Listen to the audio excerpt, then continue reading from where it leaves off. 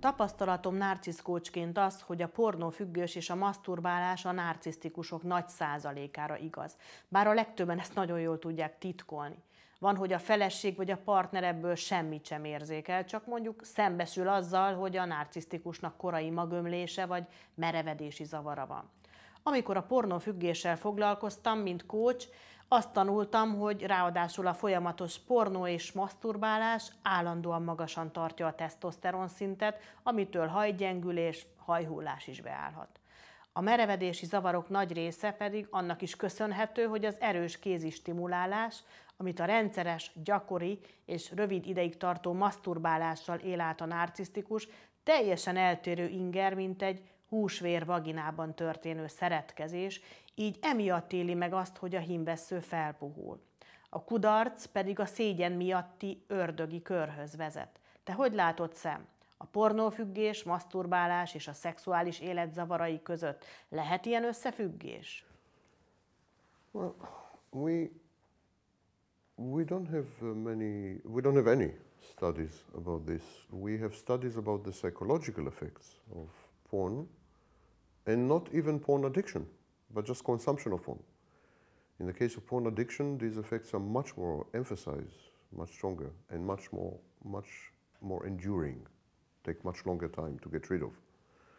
But even casual exposure to porn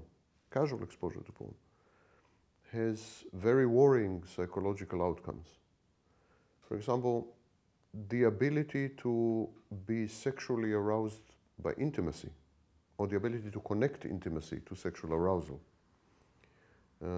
is severely diminished, even in teenagers who have been exposed to pornography fewer than 3 years. So these teenagers have an intimacy deficit. They cannot develop intimacy. Second thing, pornography objectifies the female body and reduces it to body parts. It also includes a lot of aggression. Even if the sex is consensual, it is still aggressive sex, where the male is super dominant, the female is super submissive, and the male takes the female. So there's an element of implied rape or ambient rape, if you wish. Teenagers come to expect that real life sex will be like this. They try to reduce the female form. They start to relate only to specific body parts, so the incidence of fetishes is skyrocketed after pornography. And they are very violent, very aggressive. For example, foreplay almost disappeared completely in studies that we conducted starting in the 90s. Foreplay almost disappeared. There is a shocking statistic. Between the year 2008 and 2018, over 10 years, Twenge and Campbell, two scholars in the United States, discovered that teenagers refuse to date. Dating is foreplay. Dating is intimacy. Dating is talking. Dating is getting to know each other, and so on. Teenagers date today 56% less than 10 years ago. 10 years. Such a social trend usually takes hundreds of years, literally. Yet within 10 years, essentially, teenagers stop dating. Teenagers in at least 2 countries where we have studies, like Japan and the United Kingdom, prefer to not be in touch with the opposite sex at all. So in a list of 5 most important things that you would like to do, there's nothing to do with the other sex, including not sex. These are teenagers, hormonal levels, this, that. And the reason is, of course, pornography. Absolutely pornography. You see, the male brain is designed with a glitch, in effect, with a bug. The male brain reacts only to visual cues, nothing else. Women like to believe that men react to their intimacy, their conversation, their company, their presence, their sense of humor, their intelligence, their nothing. Men react to none of this. Men, the sexual parts in the male brain react exclusively to visual cues. End of story.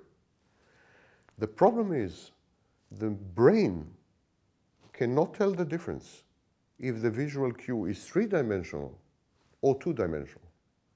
We don't have this software. So when we get a two-dimensional cue, we have sex. And we don't need sex anymore. We've had sex. When we watch a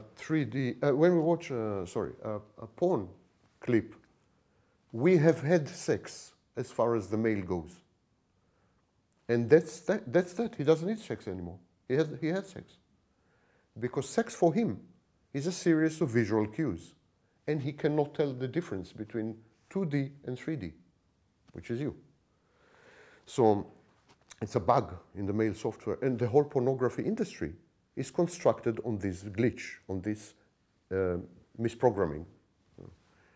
Now, women are in a terrible situation because they have to escalate to attract the men. With the existence of pornography, women had to escalate. So women began to offer more visual cues.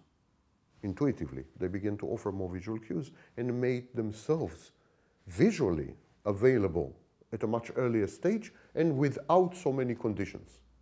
And recently, with no conditions, with zero conditions. So female developed as a result of pornography, as a counter to pornography, as a strategy, female developed pornographic availability. The whole real sex, real life sex, became pornographic. And what is happening is the borders, the boundaries between pornography and real life sex have blurred to the point that men feel entitled to demand from women to be porn stars, including from their wives. Or, I mean, why won't you do this? I saw it in a movie, you know? And when they don't get what they saw in the movie, they feel frustrated, become aggressive, or outsource, go out of the union, of the relationship. And so, of course, the rates of casual sex absolutely exploded stratospherically. Exploded, absolutely. A typical woman has today 4 one-night stands a year, and a typical male has 6 one-night stands a year.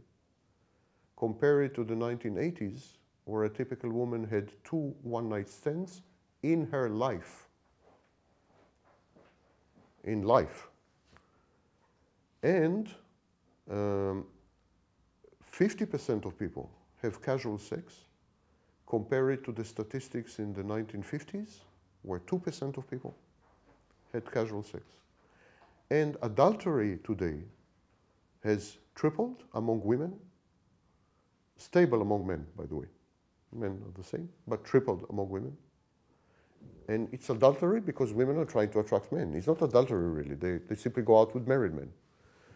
Women became much less discriminate, so they go out with married men, with older men, there is desperation among women, mostly. Desperation, because the competition is total. It's not that the men will say, oh, I watched a movie, but it's not as good as a real woman. No, his brain is telling him the movie is better than a real woman, because you have many more options in the movie. And today we have on-demand where you create your own plot, pornographic plot. And of course, within 10 years, we will have real Android sex dolls. We will have artificial intelligence. In this sense, women are doomed, absolutely doomed. It is not true that women, the feminism created a situation where women don't need men. It's exactly the opposite. Men don't need women anymore. If you read texts in sociology, if you read newspaper opinion pieces, if you read, everywhere you go and read, they say, oh, there is a major revolution. Women don't need men anymore because they have money, they are independent, they can get sperm from a bank, they don't need men. not true at all. It's exactly the opposite. Men don't need women anymore. Men don't need women anymore because the only thing that a woman could give that was exclusive was her anatomy. All the rest you can get from a man. Friendship, man. Intimacy, man. I mean, you can get everything from a man, as a man. The only thing you cannot get from a man is the anatomy of a woman. And now, this is free. Don't forget also that pornography used to be a fee-based service. You had to pay. Subscription. Today, no way. It's totally free. I mean, Pornhub, this, that, you have million, and through social media. And so you have what is called reality pornography, where amateur pornography, homemade pornography, where these are real people. You have webcams, streaming webcams. I mean, the offering is infinite. Now, why do women need men? Because women and men need each other. But men need women much less than women need men. It's a fact of psychology that is taboo.